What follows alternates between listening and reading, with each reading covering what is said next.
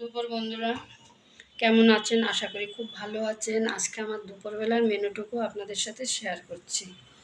দেখুন, এটা ভেটকি মাছ, এটা মাগুর মাছ আর ট্যাংরা মাছ একসাথে বানিয়েছে। আপনাদের দাদাকে আজকে ফাঁকি দিয়েছি, দুরকম করিনি, দুরকম মাছ একসাথে আলু পেঁপে দিয়ে একদম পাতলা ঝোল বানিয়েছি।